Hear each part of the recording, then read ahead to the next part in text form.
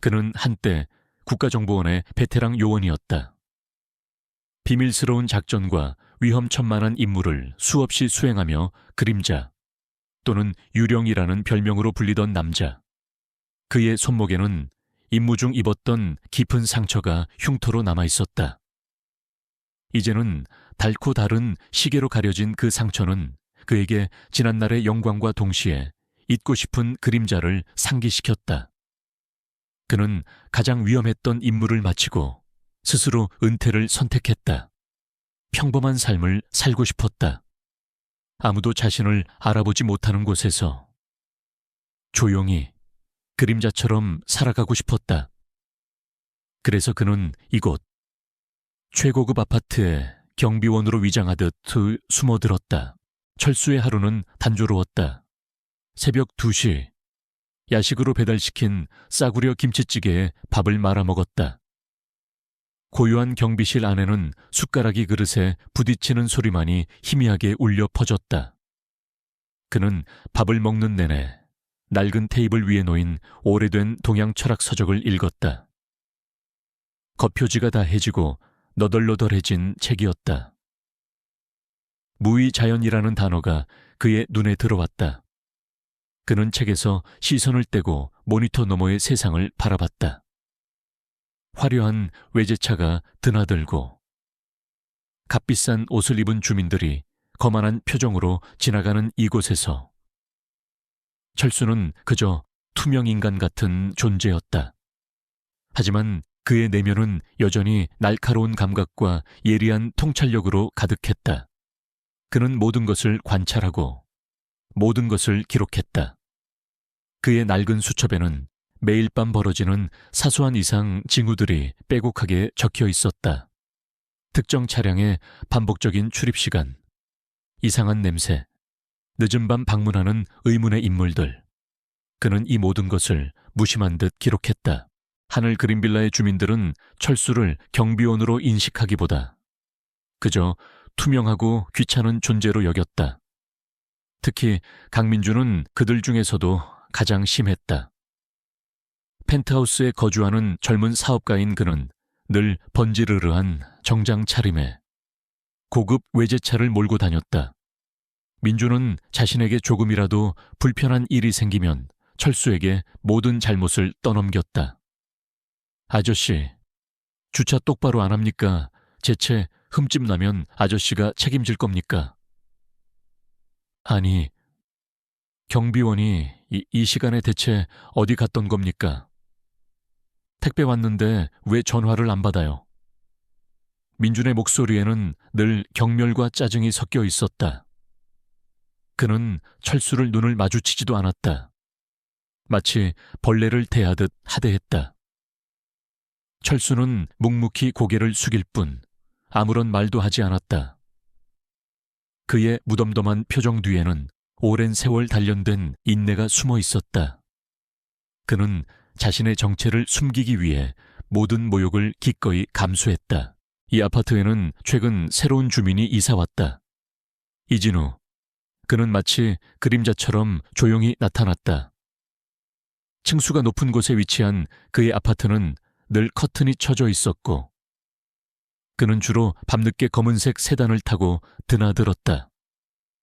그의 방문객들은 하나같이 덩치가 크고 얼굴에 흉터가 있는 남자들이었다.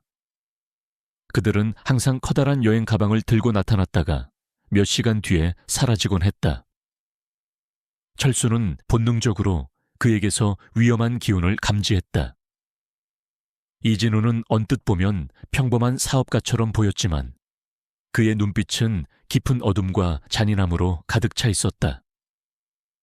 철수의 육감은 그가 단순한 주민이 아니며 이 아파트에 어떤 불길한 기운을 가져왔다는 것을 끊임없이 경고했다. 이진우는 대한민국 암흑계에서 악명이 높은 황룡파의 실질적인 보스였고 그는 이곳을 새로운 자금 세탁 및 밀수 기지로 활용하려 하고 있었다. 철수는 매일 밤 이진우의 움직임을 주시하며 자신의 수첩에 기록했다.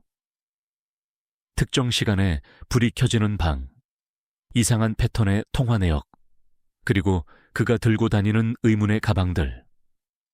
그는 과거 국정원 요원으로서 얻은 모든 지식과 경험을 동원하여 이진우의 행동을 분석했다.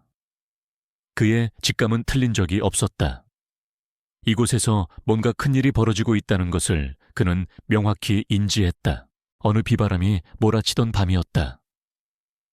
천둥이 치고 번개가 번쩍이는 궂은 날씨에도 철수는 여느 때처럼 아파트 주변을 순찰하고 있었다. 그때 갑자기 그의 귀에 흐느끼는 소리가 들려왔다. 아파트 단지 입구. 가로등 아래 벤치에 웅크리고 앉아있는 작은 아이가 보였다. 아이는 흠뻑 젖은 채 온몸을 떨고 있었다. 철수는 조심스럽게 아이에게 다가갔다. 애야, 왜 이러고 있니? 비 맞으면 감기 걸린다. 아이는 고개를 들었다. 얼굴은 눈물과 빗물로 범벅이 되어 있었고 덜덜 떨리는 손에는 아무것도 쥐어져 있지 않았다. 잃어버렸어요. 엄마가 주신 용돈 지갑을 잃어버렸어요. 아이는 흐느끼며 말했다.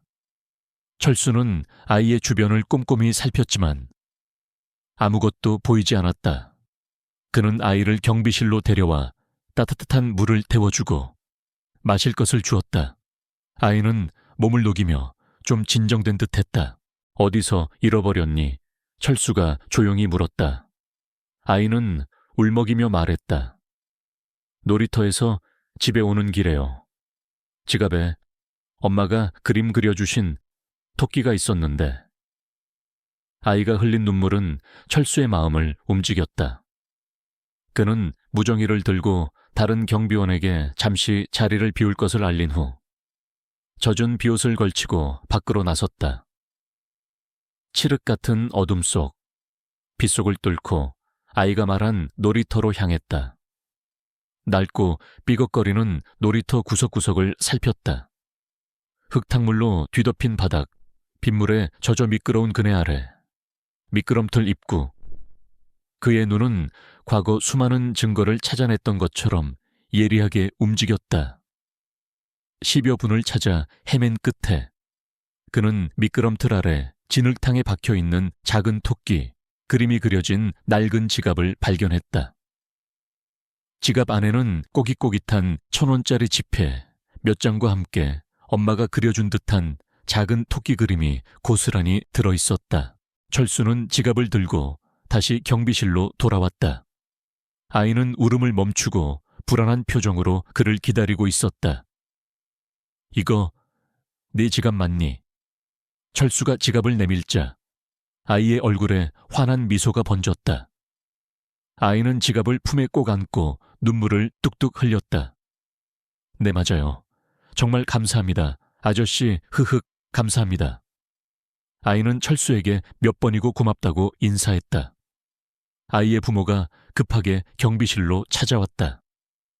그들은 안도의 한숨을 쉬며 철수에게 연신 고맙다고 말했다. 경비원 아저씨, 덕분에 지갑을 찾았어요. 정말 감사합니다. 식사라도 대접해 드리고 싶은데. 아이의 아버지가 지갑에서 돈을 꺼내려 하자 철수는 고개를 저었다. 괜찮습니다. 아이가 무사한 것이 중요하죠. 그는 따뜻한 미소를 지으며 손사래를 쳤다. 아이의 부모는 몇 번 더 고맙다고 인사를 한 후 아이의 손을 잡고 돌아갔다. 철수는 다시 젖은 옷을 벗고 경비실 의자에 앉았다. 그의 몸은 피곤했지만 마음속에는 따뜻한 온기가 번져나갔다. 그의 행동은 단순한 친절을 넘어선 것이었다. 자신에게 아무런 이득도 없고 오히려 비난만 받는 일상 속에서도 그는 약자를 외면하지 않고 자신의 역할 이상을 해냈다. 이것은 그의 내면에 여전히 꺼지지 않는 인간적인 품격과 정의로운 마음이 살아있음을 보여주는 구원하는 영웅의 순간이었다. 비록 주변에서는 그를 하찮은 경비원으로 여길지라도 그의 본질은 언제나 약자를 보호하고 진실을 지키려는 영웅의 그것과 다르지 않았다. 그는 묵묵히 컵라면을 데워 먹었다. 밤은 깊어갔고 모니터 속 아파트는 여전히 고요했다. 하지만 그 고요함 속에는 곧 터져나올 거대한 폭풍의 씨앗이 자라나고 있었다.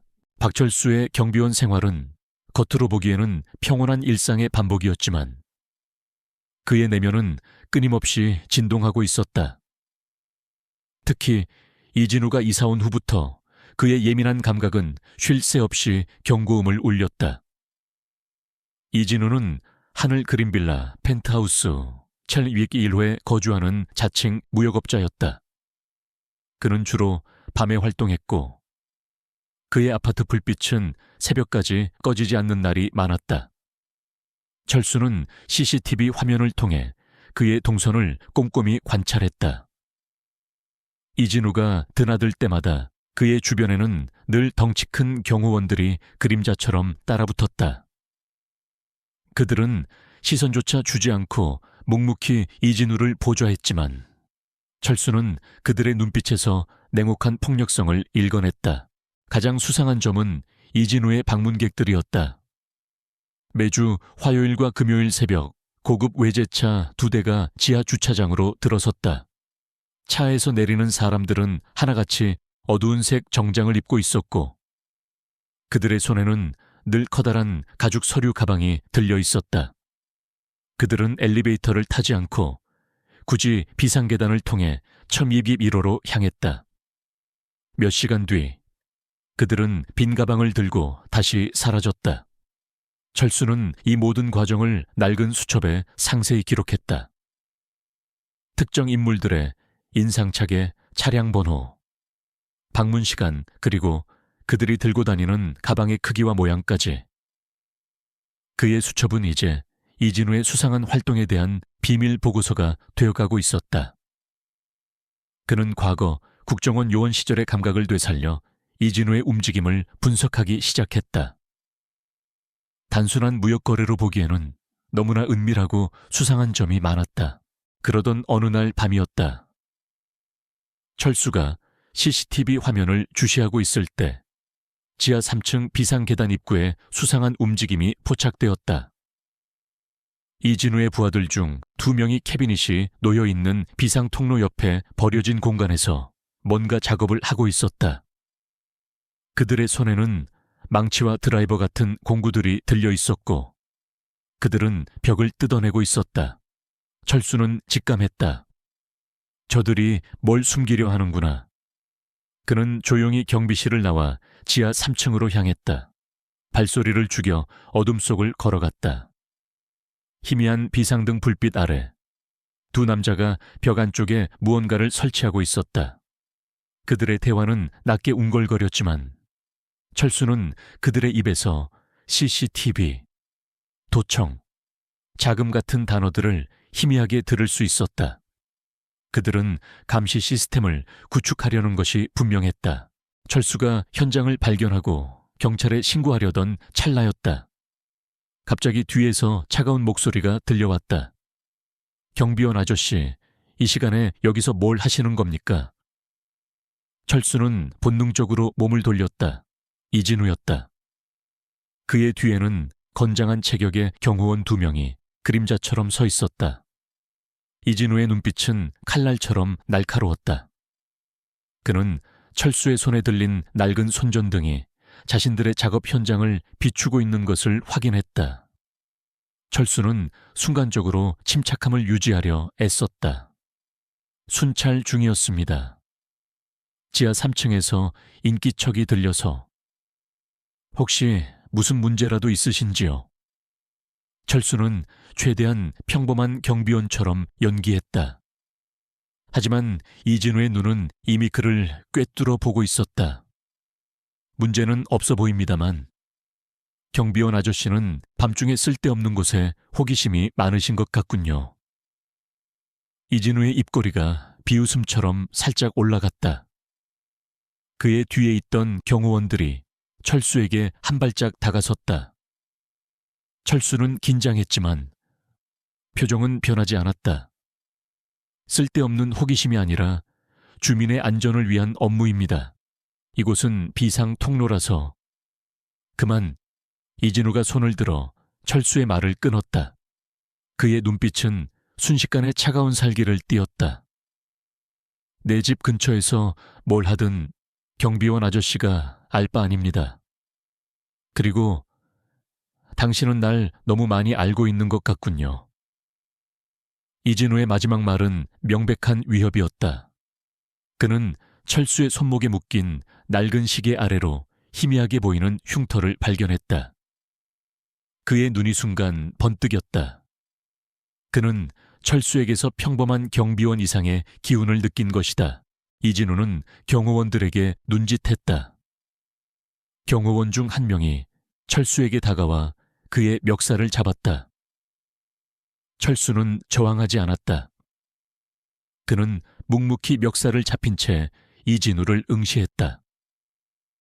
이진우는 철수의 얼굴을 가까이 들여다봤다. 당신 평범한 경비원 같지 않군. 뭔가 숨기는 게 있나 보지. 내 일이 방해받는 걸 아주 싫어합니다. 당신은 앞으로 내 일에 간섭하지 않는 게 좋을 겁니다. 그렇지 않으면 당신의 그 평화로운 경비원 생활도 끝장날 테니. 이진우는 철수의 멱살을 놓아주며 차갑게 경고했다. 그는 철수가 들고 있던 수첩을 가리켰다. 그 수첩에 뭘 쓰고 있는지 내 눈에는 다 보입니다. 괜한 짓 하지 마십시오. 나중에 후회할 테니까.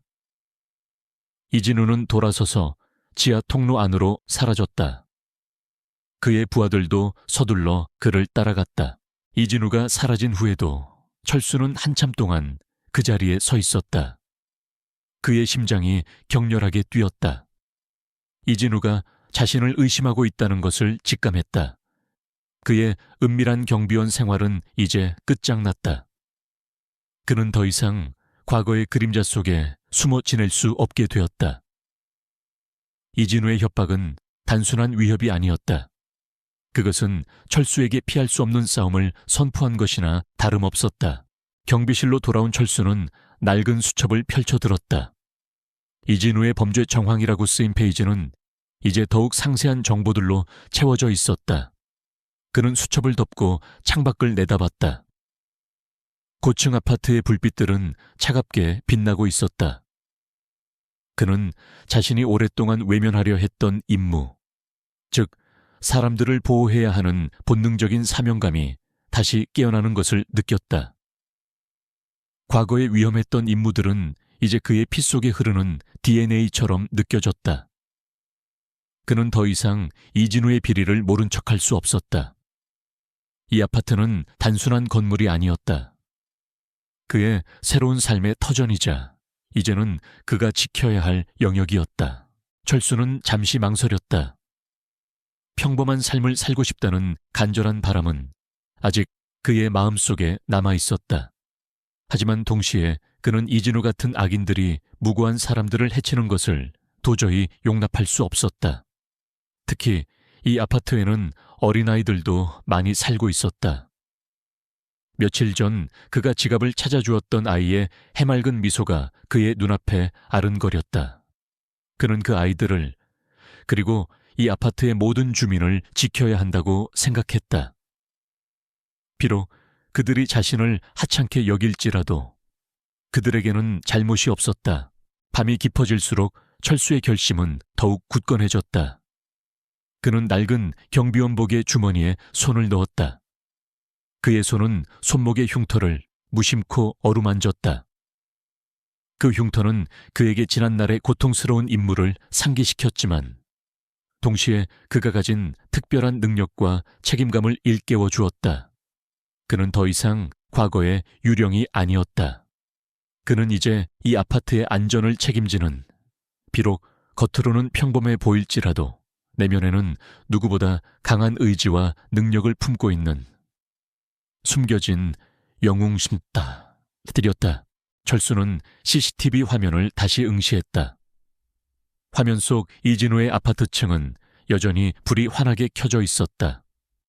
그는 이진우와의 싸움이 불가피하다는 것을 깨달았다. 그의 삶은 더 이상 고요하지 않았다. 그것은 마치 폭풍 전야의 긴장감처럼 일촉즉발의 위기감으로 가득 차 있었다. 그는 이제 자신의 오랜 봉인된 능력을 다시 꺼내야 할 때가 왔음을 직감했다. 이 싸움은 그의 새로운 삶을 결정할 중요한 기로가 될 터였다. 박철수는 이진우의 경고 이후 자신의 모든 감각을 곤두세웠다. 그의 삶은 더 이상 평범한 경비원의 가장된 평화 속에 머무를 수 없었다. 이진우가 자신을 의심하고 있다는 사실은 명백했고, 이는 곧 그와의 직접적인 충돌이 불가피하다는 것을 의미했다. 철수는 이진우의 움직임을 더욱 면밀히 관찰하기 시작했다. 그는 이진우의 일거수일투족을 기록하며 그의 아파트층에 설치된 CCTV를 더욱 자세히 분석했다. 이진우 또한 철수를 주시하고 있었다. 그의 부하들은 경비실 주변을 맴돌며 철수의 행동을 살폈고 일부러 시비를 걸어 철수의 반응을 떠보기도 했다. 철수는 모든 도발에 묵묵부답으로 일관했지만 그의 눈은 모든 것을 기억하고 있었다. 이진우는 철수가 자신의 정체를 숨기고 있다는 것을 직감했다.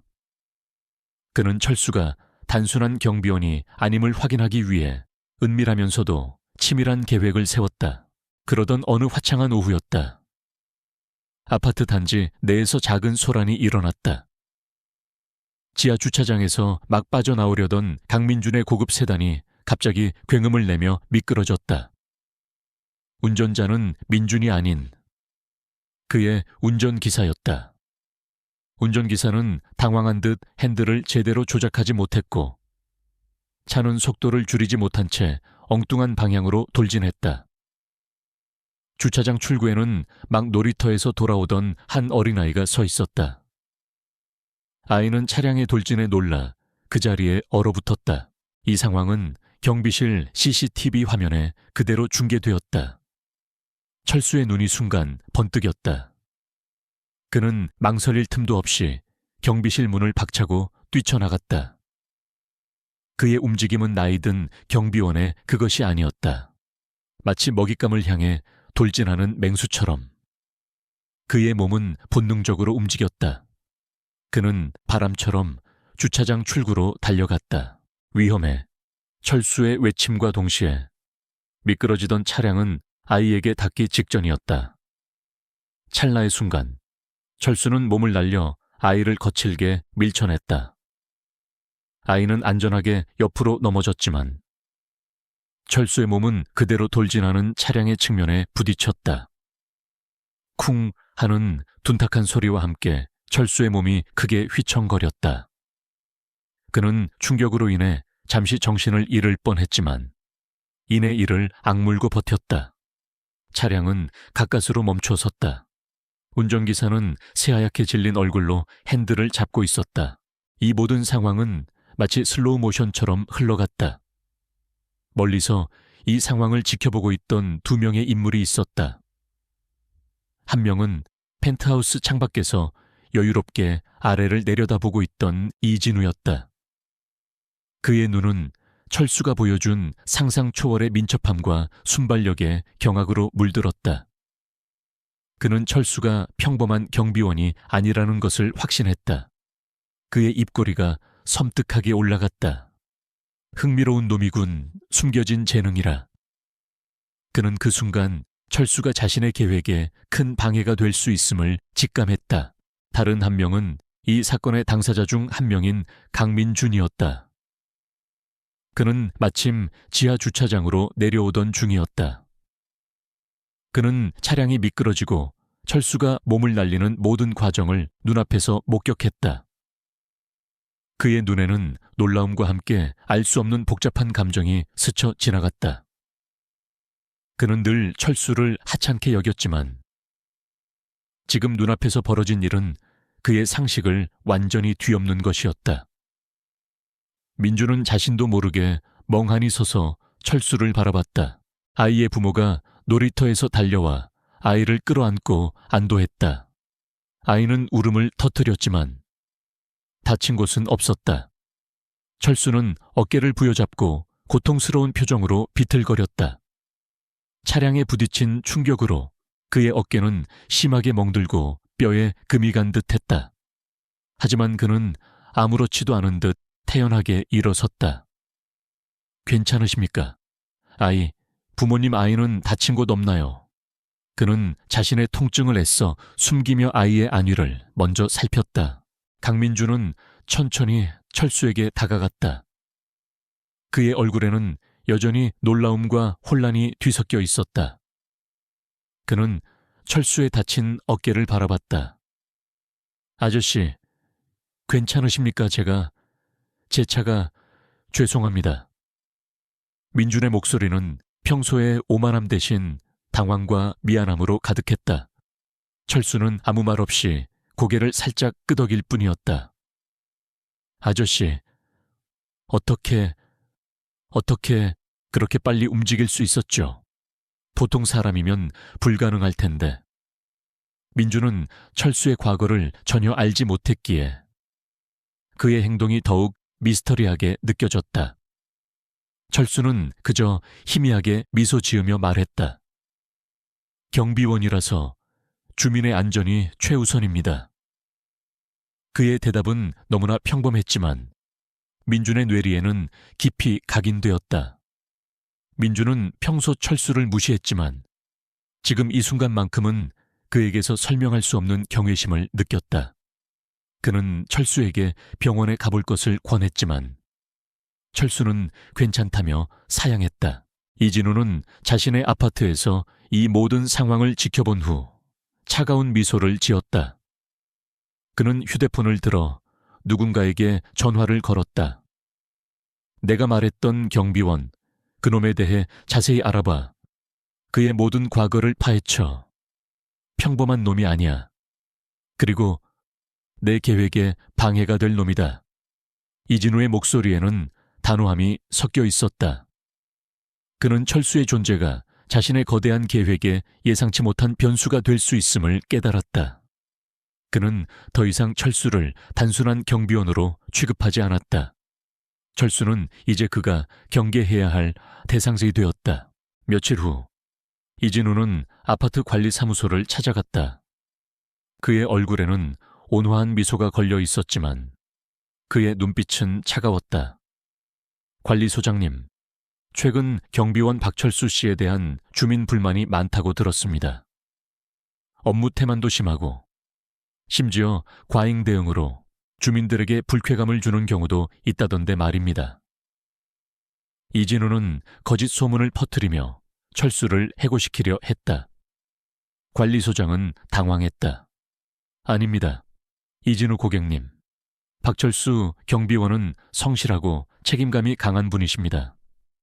오히려 이번에 어린아이를 구한 일로 칭찬이 자자합니다만 관리소장은 어색하게 변명했지만 이진우는 그의 말을 끊었다. 칭찬이 자자하다고요.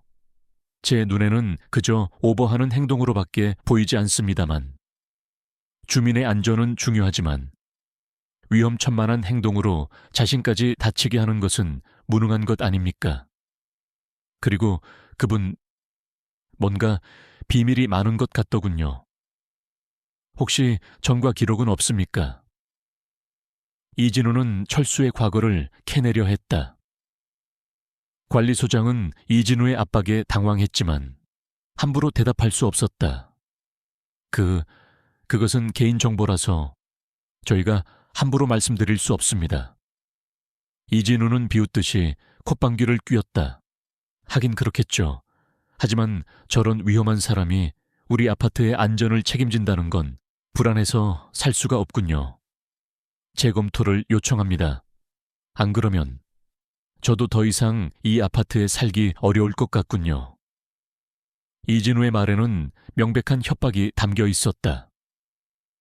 관리소장은 이진우가 아파트의 가장 큰 손님 중 한 명이라는 사실을 알고 있었기에 난감한 표정을 지었다. 이진우는 자신이 원하는 바를 얻은 듯 흡족한 표정으로 관리 사무실을 나섰다. 철수는 이진우가 자신을 해고시키려 한다는 소식을 관리소장을 통해 전해 들었다. 그는 묵묵히 고개를 끄덕일 뿐이었다. 하지만 그의 눈빛은 더욱 깊고 차가워졌다.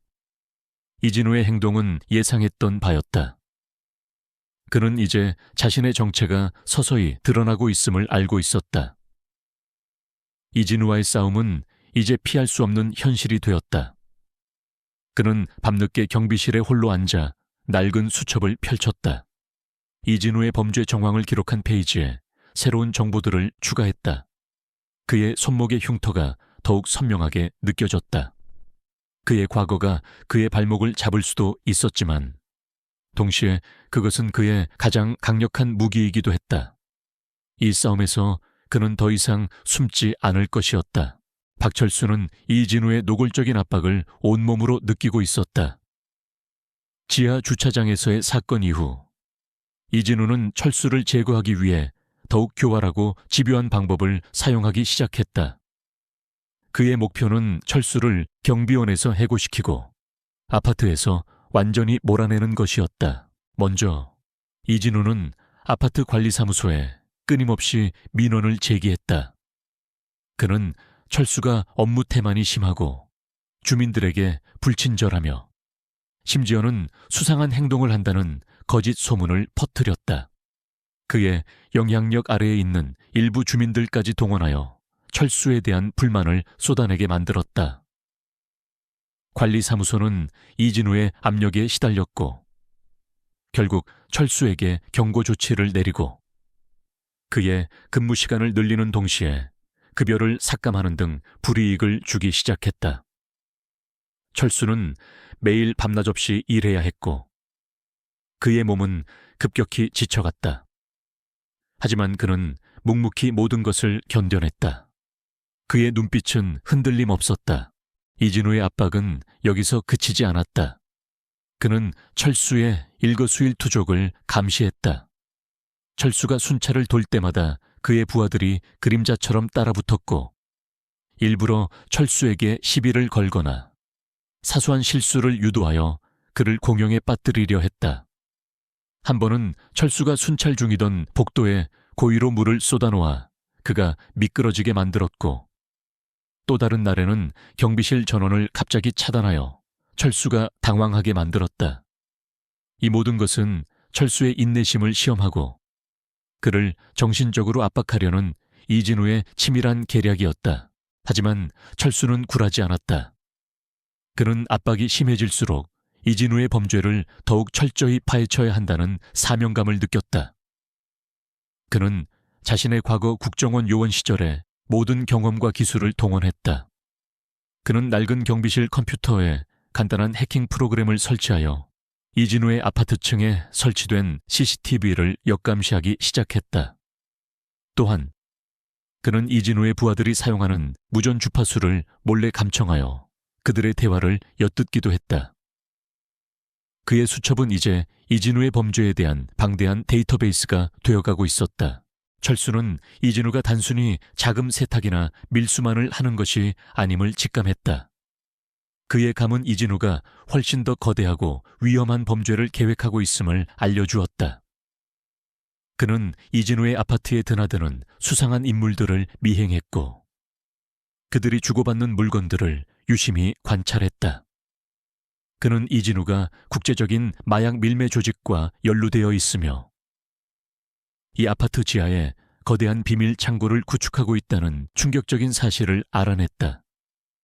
이진우는 이 창고를 통해 마약과 불법 무기를 보관하고 대규모 거래를 성사시키려 하고 있었다. 이때 철수에게 예상치 못한 조력자가 나타났다.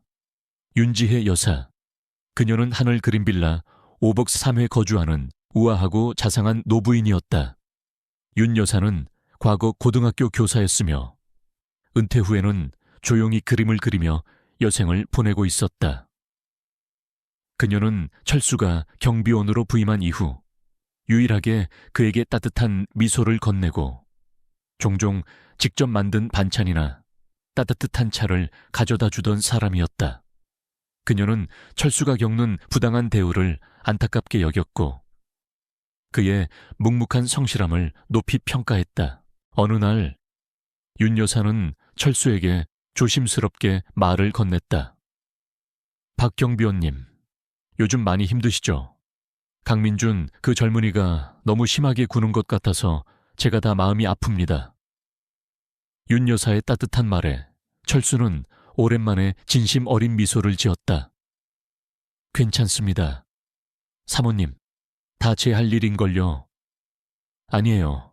그리고 제가 요즘 밤에 잠이 잘 안 와서 창밖을 자주 내다보는데 이진우 씨 되게 밤늦게 이상한 사람들이 자주 드나드는 것 같더군요. 혹시 무슨 일이라도 있는 건가요? 윤 여사의 말에 철수의 눈이 순간 번뜩였다.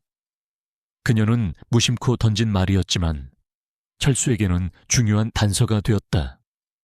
어떤 분들이 드나드는지 혹시 자세히 보신 적 있으십니까? 철수는 조심스럽게 물었다. 윤 여사는 고개를 끄덕였다.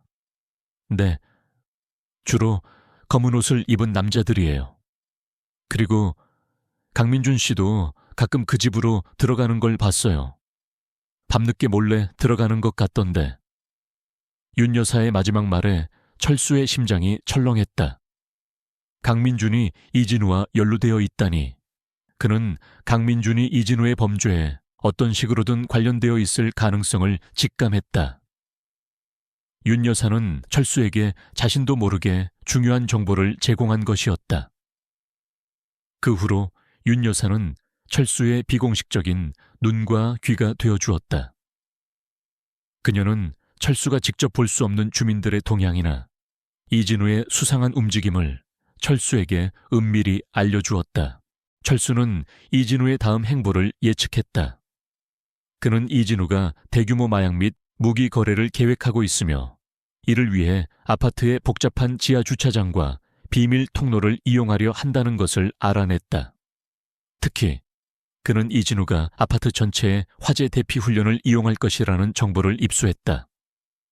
화재 대피 훈련은 아파트 주민 전체가 대피해야 하는 혼란스러운 상황을 만들 것이고 이진우는 그 틈을 타 지하 비밀 창고에서 대규모 거래를 실행하려 할 것이 분명했다. 철수는 자신의 낡은 수첩에 이진우의 계획을 상세히 기록했다.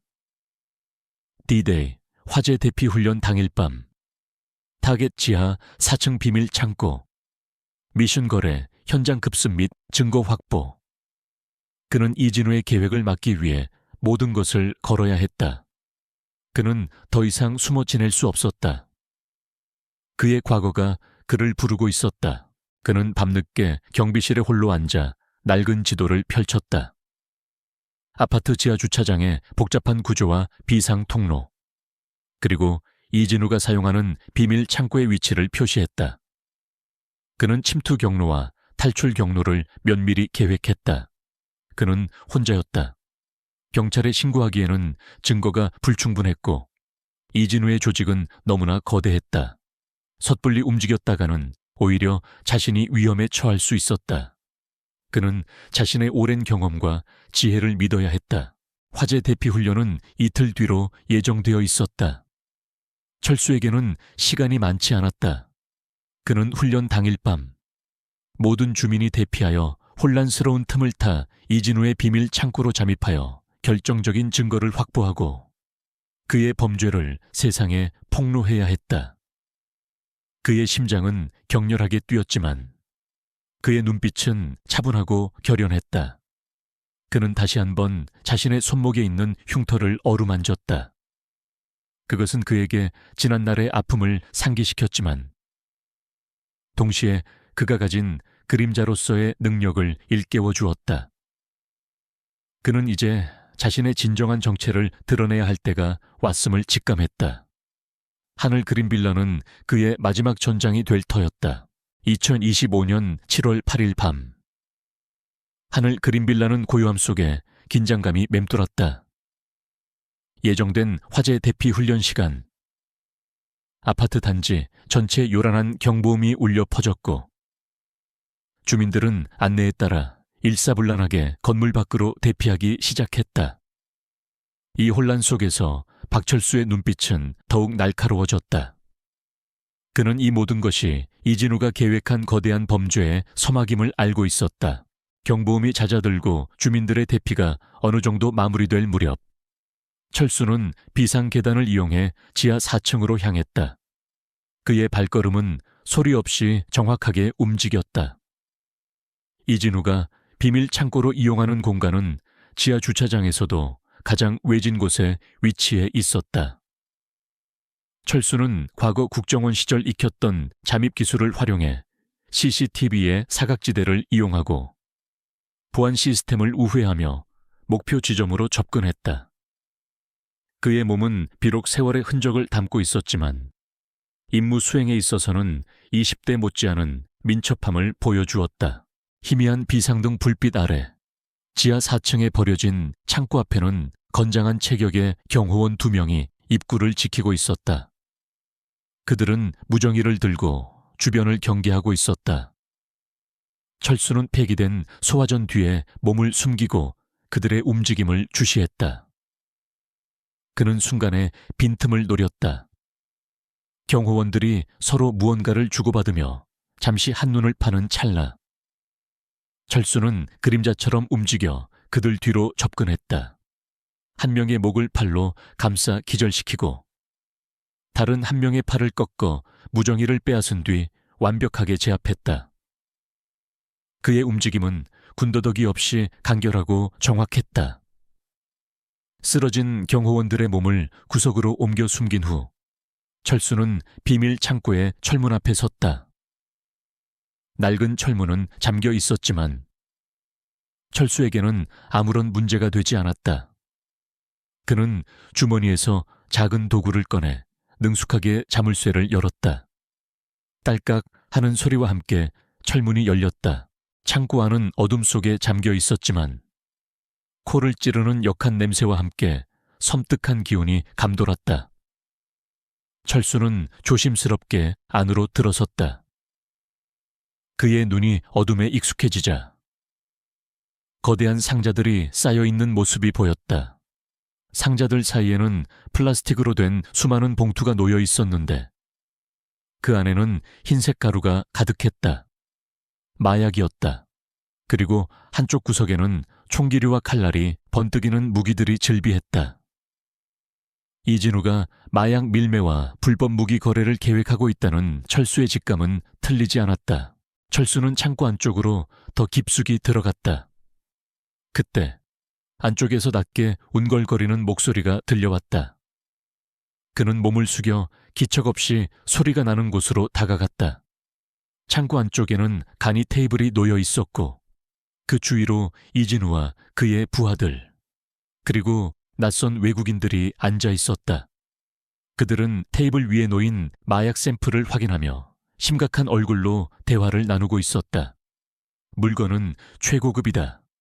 이 정도면 동남아 시장은 우리가 장악할 수 있지. 이진우의 목소리가 들려왔다. 그의 얼굴에는 탐욕스러운 미소가 걸려 있었다. 자금은 어떻게 할 건가? 이번 건은 규모가 너무 커서 불안하다. 외국인 중 한 명이 영어로 말했다. 이진우는 비웃듯이 대답했다. 걱정 마라. 자금 세탁은 완벽하게 해놨으니 하늘 그린빌라 지하에 이렇게 완벽한 은신처가 있는데 뭐가 문제겠나. 그들이 주고받는 대화는 철수가 예상했던 것보다 훨씬 더 심각했다. 이진우는 이 아파트를 국제적인 범죄의 온상으로 만들고 있었다. 철수는 결정적인 증거를 확보해야 했다. 그는 주머니에서 소형 카메라와 녹음기를 꺼냈다. 그는 기둥 뒤에 몸을 숨긴 채 그들의 대화와 거래 현장을 영상으로 담기 시작했다. 그의 손은 떨렸지만 그의 정신은 냉철했다. 모든 증거가 완벽하게 확보되었다고 생각한 순간이었다. 퍽! 갑자기 뒤통수를 강하게 얻어맞는 듯한 충격이 느껴졌다.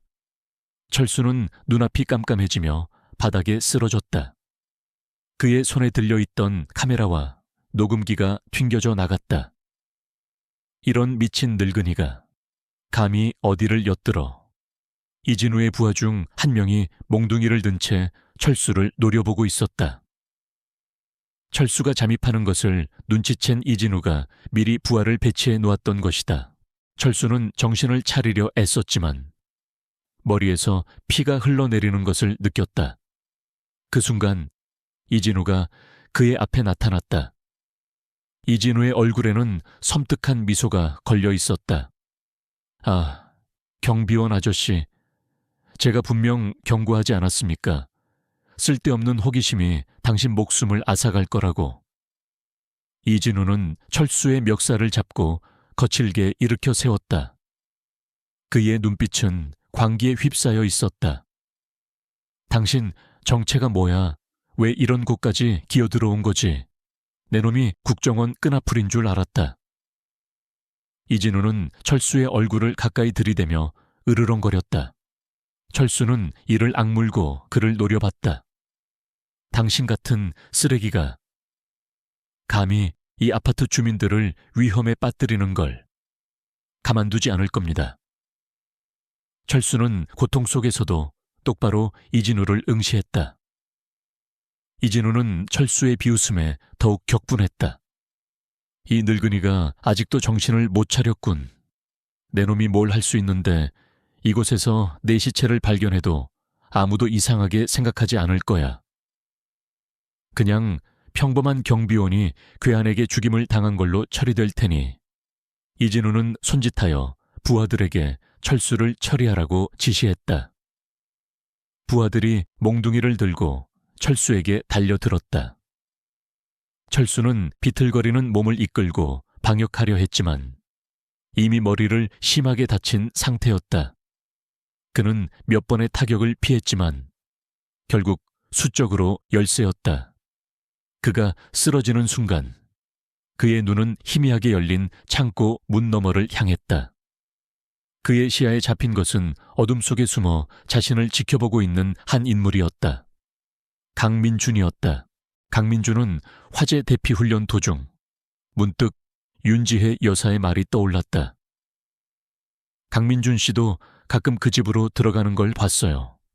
밤늦게 몰래 들어가는 것 같던데. 민준은 호기심에 이진우의 아파트 근처를 서성였다. 그리고 지하 4층에서 들려오는 이상한 소리를 들었다.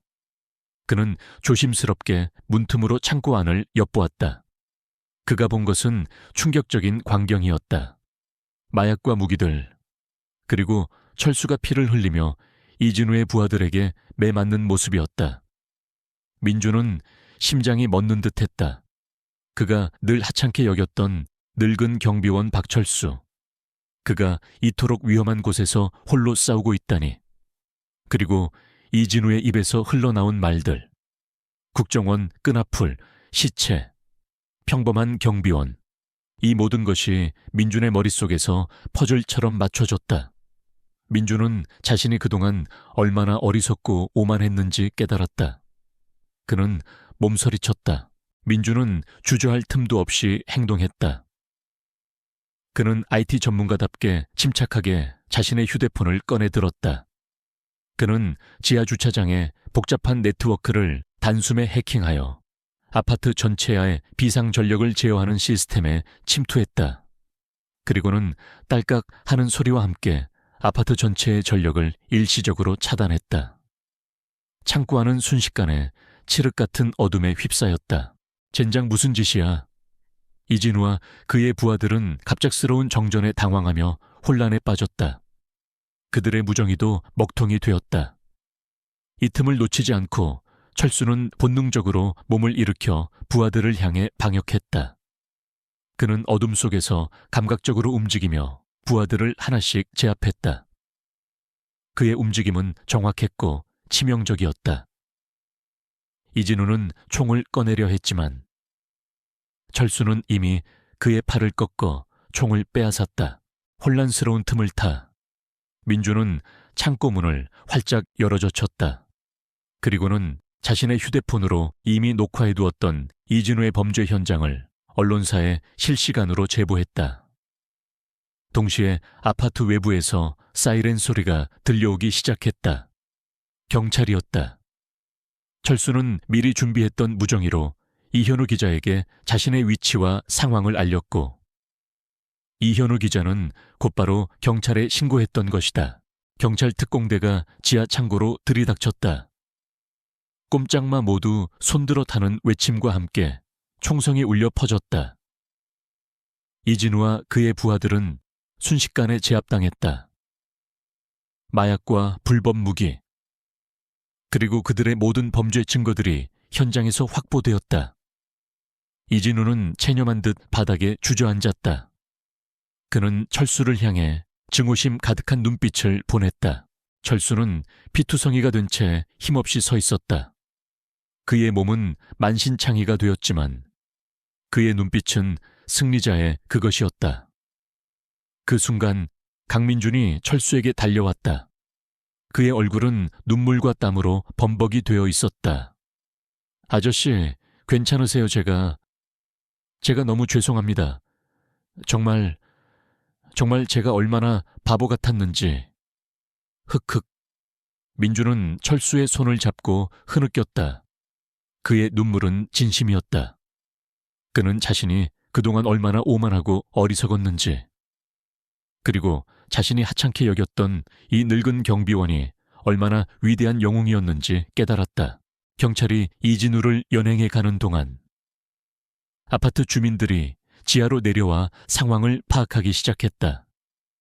그들은 피투성이가 된 철수와 체포된 이진우를 번갈아 바라봤다.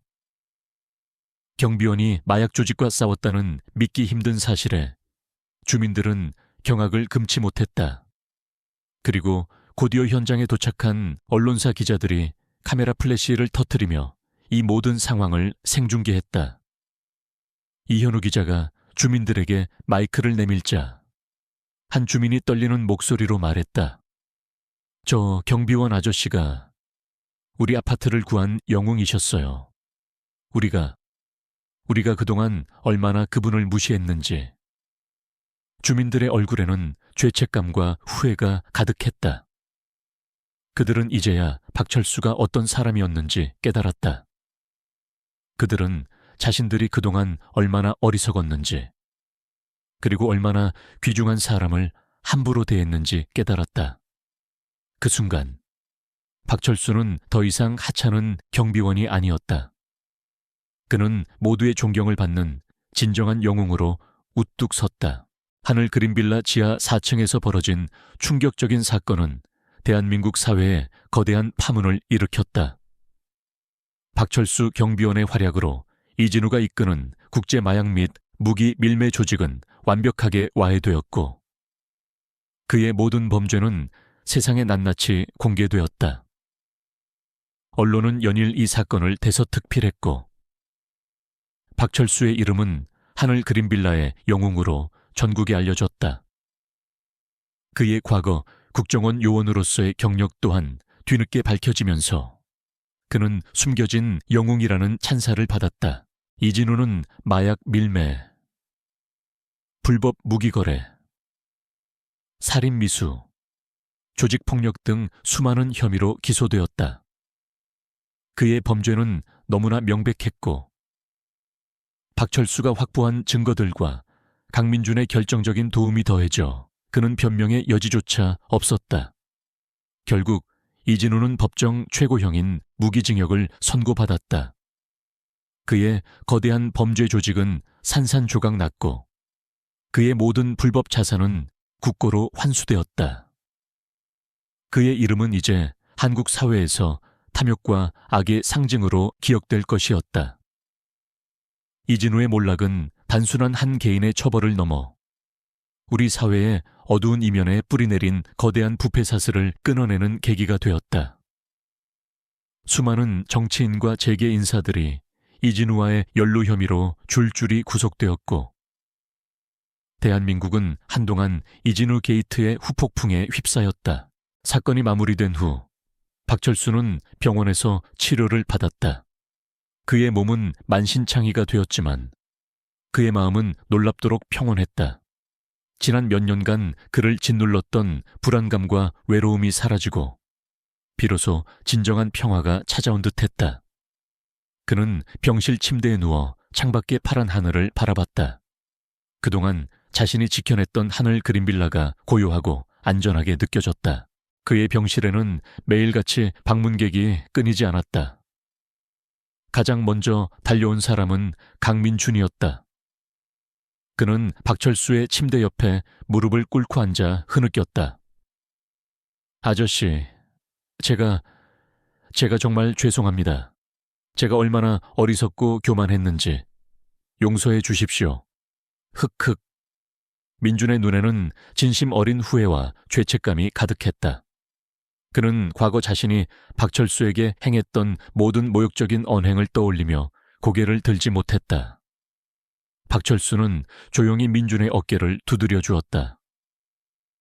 괜찮네. 강군. 중요한 건 자네가 이제라도 깨달았다는 것이지. 그동안 자네도 많이 힘들었을 거야. 자네의 용기가 아니었다면 이진우는 결코 잡히지 않았을 테지. 철수의 따뜻한 위로에 민준은 더욱 북받쳐 올라 흐느꼈다.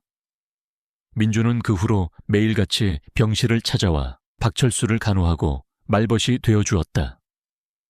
그는 박철수의 퇴원 후에도 그에게 진심으로 사죄하고 자신의 모든 것을 바쳐 그를 돕겠다고 약속했다. 민준은 자신이 소유한 IT 회사 기술력을 활용하여 하늘 그린빌라의 보안 시스템을 전면 개편했다. 그는 최첨단 CCTV와 인공지능 기반의 침입 감지 시스템을 설치했고 경비원들의 근무 환경 개선을 위해 휴게실을 마련하고 최신 장비를 지원했다. 또한 그는 개인적으로 막대한 자금을 기부하여 박철수 경비원 재단을 설립했다.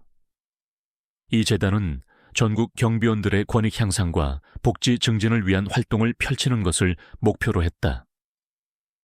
강민준은 더 이상 오만하고 자기중심적인 사업가가 아니었다. 그는 자신의 영향력과 부를 사용하여 사회에 긍정적인 변화를 만들어내는 진정한 리더로 거듭났다. 그의 변화는 많은 이들에게 큰 귀감이 되었다. 윤지혜 여사 또한 박철수의 병실을 찾아와 그를 위로했다. 박 경비원님, 정말 감사합니다. 경비원님이 아니었다면 우리 아파트는 정말 큰일 날 뻔했어요. 제가 미리 눈치채고 경비원님께 말씀드리지 못해 죄송합니다. 윤 여사는 박철수의 손을 잡으며 눈물을 흘렸다. 철수는 그녀의 손을 따뜻하게 잡았다. 사모님의 작은 관심이 저에게는 큰 힘이 되었습니다. 사모님 덕분에 제가 많은 것을 알 수 있었지요. 윤 여사는 박철수가 퇴원하자 그를 위해 매일 따뜻한 식사를 준비해 가져다 주었고 그의 회복을 진심으로 빌어주었다. 퇴원 후 박철수는 하늘 그린빌라 주민 전체의 환영을 받았다.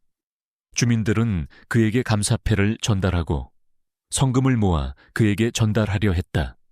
하지만 철수는 정중히 거절했다. 저는 그저 제가 할 일을 했을 뿐입니다. 여러분의 안전을 지키는 것이 제 임무이니까요. 그의 겸손한 태도에 주민들은 더욱 감동했다. 아파트 관리사무소는 박철수에게 총괄보안 책임자라는 새로운 직책을 제안했다. 이는 단순한 경비원이 아니라 아파트 전체의 보안 시스템을 총괄하고 경비원들을 관리하는 최고 책임자의 자리였다. 파격적인 대우와 함께 아파트 최고층에 위치한 넓고 쾌적한 전용 사무실까지 제공되었다. 박철수는 잠시 망설였지만 이 아파트에 대한 애착과 주민들의 안전을 책임져야 한다는 사명감에 결국 제안을 수락했다. 어느 날 오후 박철수는 그의 새로운 사무실에 앉아 있었다. 넓은 창문 너머로 강남의 빌딩 숲이 한눈에 들어왔다. 그의 손에는 이제 낡은 수첩 대신 최신형 태블릿 PC가 들려 있었다.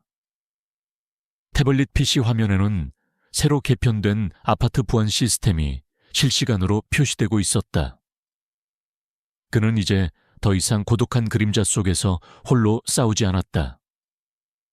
그의 옆에는 그를 믿고 따르는 든든한 조력자들이 있었고 그의 뒤에는 그를 지지하는 수많은 주민들이 있었다. 강민준이 따뜻한 커피 2잔을 들고 사무실 문을 열고 들어왔다. 총괄 부안 책임자님, 커피 한잔 하시죠.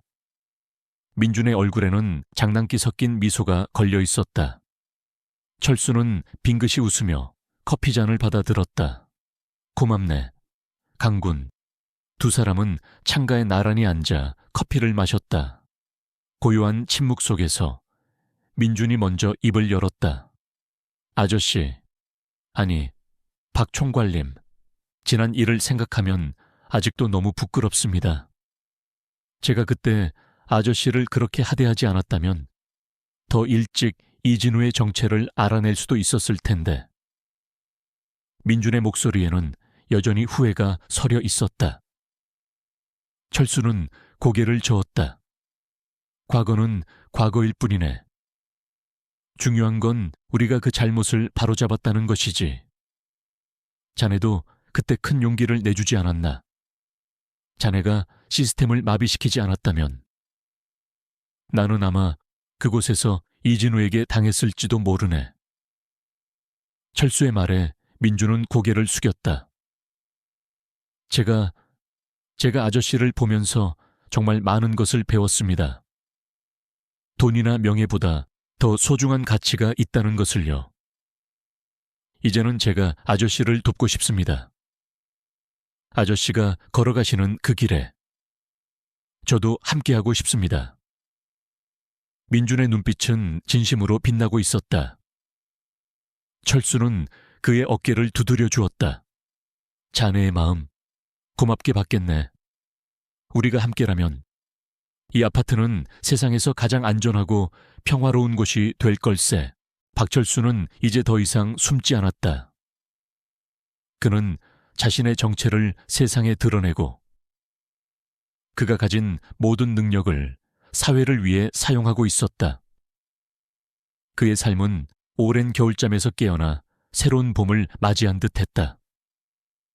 그의 얼굴에는 잔잔한 미소가 흘렀고 그의 눈빛은 평화로움과 만족감으로 가득했다. 하늘 그린 빌라는 이제 그에게 단순한 근무지가 아니었다. 그곳은 그가 오랜 세월 갈망했던 진정한 한잠 시피난이었고 그의 새로운 평화가 시작된 보금자리였다. 2030년 여름 박철수가 하늘 그린 빌라의 총괄 부안 책임자가 된 지 5년이 흐른 시간이었다. 그동안 하늘 그린 빌라는 단순한 고급 아파트를 넘어 대한민국에서 가장 안전하고 모범적인 주거 공동체로 자리매김했다. 모든 것은 박철수, 한때 하찮은 경비원으로 치부되던 숨겨진 영웅의 헌신적인 노력 덕분이었다. 박철수는 이제 바단 하늘 그린 빌라에 살아있는 전설로 불렸다. 그는 단순히 보안 시스템을 관리하는 것을 넘어 주민들의 안전과 화합을 위한 다양한 프로그램을 직접 기획하고 실행했다. 그는 아파트 내에 안전지킴이 아카데미 아트를 개설하여 주민들에게 기본적인 호신술과 비상상황 대처법을 가르쳤다. 특히 아이들을 위한 어린이 안전교육은 폭발적인 인기를 끌었다. 아이들은 박철수 아저씨를 슈퍼 경비원이라 부르며 따랐고 그의 눈빛은 아이들을 바라볼 때마다 한없이 따뜻하고 인자해졌다. 그는 아이들에게 위험한 상황에서 자신을 보호하는 방법을 가르치는 동시에 이웃을 배려하고 공동체를 사랑하는 마음을 심어주었다. 그의 곁에는 여전히 든든한 동반자 강민준이 있었다. 강민준은 이제 진정한 의미의 사회적 기업가로 변모했다.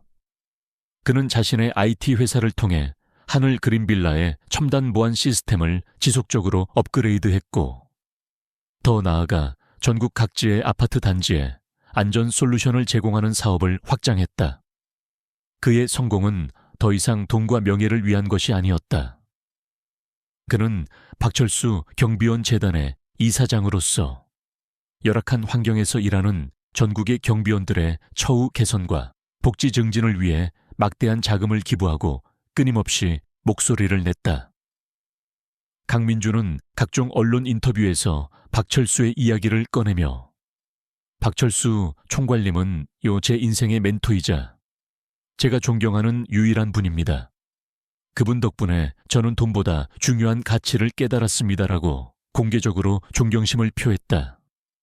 그의 진심 어린 변화는 많은 기업인들에게도 긍정적인 영향을 미쳤다. 윤지혜 여사는 여전히 박철수의 든든한 조력자였다. 그녀는 하늘 그린빌라의 주민화합위원회 위원장을 맡아 주민들 간의 소통과 교류를 촉진하는 데 앞장섰다. 그녀는 종종 박철수의 사무실에 따뜻한 차를 들고 찾아와 소소한 일상 이야기를 나누며 그의 지친 마음을 위로했다. 그녀는 박철수가 단순히 경비원을 넘어 공동체의 수호자로서 얼마나 큰 역할을 하고 있는지 누구보다 잘 알고 있었다. 박철수의 사무실 창개는 작은 화분 하나가 놓여 있었다. 그 화분에는 다름 아닌 이진우가 체포되던 날, 그가 짓밟았던 낡은 화분 속의 씨앗이 심어져 있었다. 강민준이 화재 대피 훈련 현장을 정리하다가 흙 속에 박혀있던 씨앗 몇 개를 발견했고 이를 박철수에게 가져다 주었던 것이다. 박철수는 그 씨앗을 정성껏 심고 매일 아침 물을 주었다. 그리고 놀랍게도 그 씨앗은 뿌리를 내리고 싹을 틔웠다. 이제는 제법 자라난 푸른 잎사귀들이 햇빛을 머금고 싱싱하게 빛나고 있었다. 그 식물은 박철수에게 지난날의 아픔을 상기시키는 동시에 모든 시련 속에서도 희망은 싹튼다는 메시지를 전달하는 듯 했다. 그것은 그의 새로운 삶의 상징이었다. 어느 맑은 가을날 오후 하늘 그린빌라 중앙광장에서는 하늘 그린 페스티벌이 한창이었다. 주민들이 직접 준비한 공연과 음식 부스, 그리고 아이들을 위한 체험 부스가 광장을 가득 메웠다. 박철수는 광장 한쪽에서 주민들의 안전을 살피고 있었다. 그의 얼굴에는 잔잔한 미소가 번졌다. 그때 한 무리의 아이들이 박철수에게 달려왔다. 박철수 아저씨, 우리랑 같이 그림 그릴래요. 아이들은 박철수의 손을 잡고 그림 그리기 붓으로 끌고 갔다. 그는 아이들과 함께 쭈그리고 앉아 서툰 솜씨로 그림을 그렸다. 아이들은 박철수가 그린 그림을 보며 깔깔 웃었고 박철수도 아이들의 웃음소리에 행복하게 웃었다. 강민준이 박철수에게 다가왔다. 박 총괄님, 괜찮으십니까? 잠시 쉬시죠. 괜찮네. 강군, 아이들과 함께하니 좋구먼. 철수의 얼굴에는 진심 어린 행복감이 가득했다. 총괄님, 이번에 새로 지어질 경비원 복지센터에 총괄님의 이름을 따서 철수 라운지라고 붙이기로 했습니다. 그동안 총괄님의 노고를 잊지 않겠다는 의미에서요. 민준의 말에 박철수는 겸연쩍은 듯 웃었다. 괜한 짓을, 나는 그저 내 할 일을 했을 뿐이네. 하지만 그의 눈빛에는 따뜻한 감동이 서려 있었다. 그는 이제 더 이상 고독한 영웅이 아니었다. 그는 공동체 속에서 함께 숨쉬고 함께 웃는 진정한 삶을 살고 있었다. 황혼이 지는 시간, 박철수는 사무실로 돌아와 창가에 놓인 화분을 바라봤다. 작은 새싹은 그의 보살핌 속에서 무럭무럭 자라나 있었다. 그는 화분에 조심스럽게 물을 주었다. 그의 손목에 희미하게 남아있는 흉터 위로 따스한 햇살이 비쳤다. 그 흉터는 더 이상 과거의 아픔을 상징하는 것이 아니었다. 그것은 그가 역경을 이겨내고 새로운 삶을 일궈낸 용기와 회복의 증표였다. 그는 창밖의 하늘 그린빌라를 바라봤다. 평화로운 아파트 단지 안에서는 주민들의 웃음소리가 희미하게 들려왔다. 그는 자신이 지켜낸 이 작은 세상 속에서 진정한 행복과 평화를 찾았다. 그의 삶은 오랜 겨울을 지나 마침내 찬란한 52번째 봄흑해를 맞이한 것이다. 박철수는 이제 더 이상 숨어 지내지 않았다. 그는 자신의 자리에서 묵묵히 빛을 내며 세상의 어둠을 밝히는 등대가 되어 있었다. 그의 이야기는 하늘 그린 빌라를 넘어 더 많은 사람들에게 희망과 용기를 전할 것이었다. 이 이야기가 재미있으셨다면 구독과 좋아요, 알림 설정 부탁드립니다. 여러분의 관심과 사랑은 저희에게 큰 힘이 됩니다. 다음번에도 더욱 감동적인 이야기로 찾아뵙겠습니다.